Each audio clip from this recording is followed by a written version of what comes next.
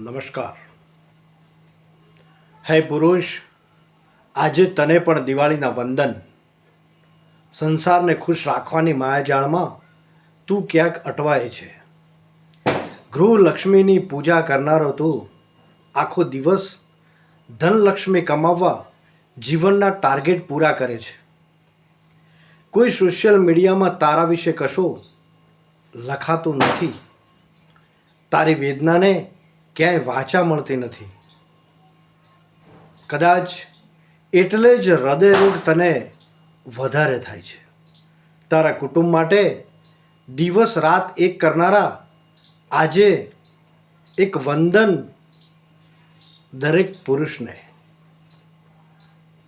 આ એક સરસ વાત સોશિયલ મીડિયામાંથી જાણી હતી. પુરુષની વાતને વાચા આપવાની આ એક વેદના ઠાલવી છે અહીંયા.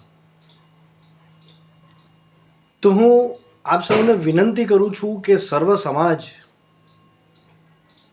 અત્યારે બહુ જ ફાસ્ટ ફોરવર્ડ લાઈફની અંદર, જિંદગીના ચઢાવ ઉતારની અંદર, સુખ દુઃખની અંદર, જ્યારે દીકરો કે દીકરી એની જ્યારે ઉંમર પાકે ત્યારે એનો સંબંધ કે સગાઈ એના પક્ષે તમામ સારું જોડવા અને જોવા માટે દોડ કરી રહ્યા હોય છે. દરેક મા બાપને એ જુવાન દીકરી કે દીકરાની ચિંતા હોય છે. પણ દરેક સમાજની અંદર લાચાર કરતો એક પ્રશ્ન,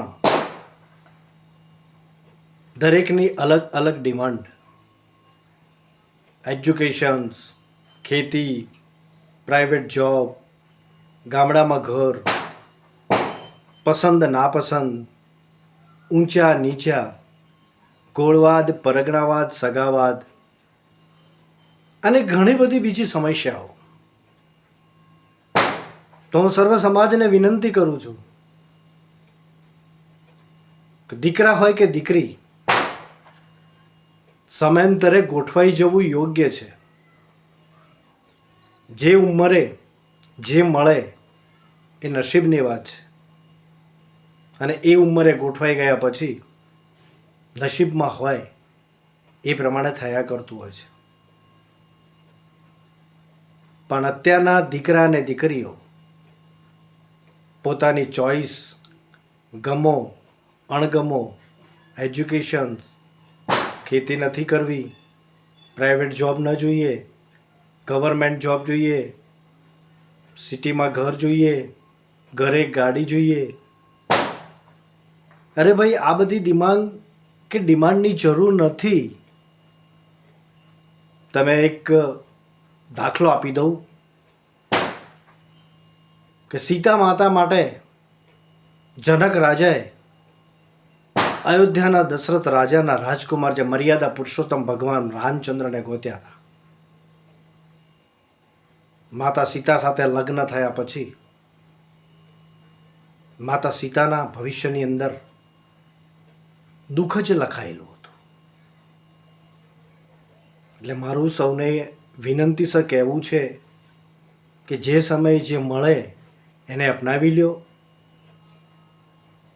પસંદ અને નાપસંદ કરવા જતાં સમય વેડફાય છે, ઉંમર વધતી જાય છે, સારા પાત્રો મળતા નથી, અને ઉંમર વીતી ગયા પછી કજોડાના પાત્ર સાથે જિંદગી વિતાવવી પડે. અને એને લઈને ઘણી બધી સમસ્યાઓ ઊભી થતી હોય છે. અને દીકરીઓને ખાસ કહેવાનું છે મારે કે મારી બહેનો, દીકરીઓ મા બાપના ખોરડાનું ધ્યાન રાખે. કોઈની દેખાદેખી, શીખાશીખી ન કરીએ. આપણા નસીબમાં હશે એ જ મળશે. અને આવી ઘણી સમસ્યાઓ જે આપણે જોઈ રહ્યા છીએ કે ઘણા સમાજોની અંદર દીકરા કુંવારા રહી જાય છે, ટાઈમસર યોગ્ય પાત્ર મળતું નથી. માટે દીકરી, સ્ત્રી, આ નારીઓ ઉપર ઘણું બધું લખાયું છે. ઘણું બધું કહેવાયું છે. લેખકો, કવિઓ અને મહાનુભાવોએ બહુ જ મોટી વાતો કરી છે. પણ ખરેખર સમાજની અંદર ડોકિયું કરવા જશો ને તો પુરુષને વેદનાનો કોઈને ખ્યાલ નથી. એ આપની જવાબદારી શિરે ઉઠાયા પછી તમામ મહેનત કરીને એ પરિવારનું ભરણપોષણ કરીને સવારથી સાંજ દોડમ-દોડ કરીને પોતાના ઘર પરિવારને ખુશ રાખવા માટે મહા મહેનત કરતો હોય છે.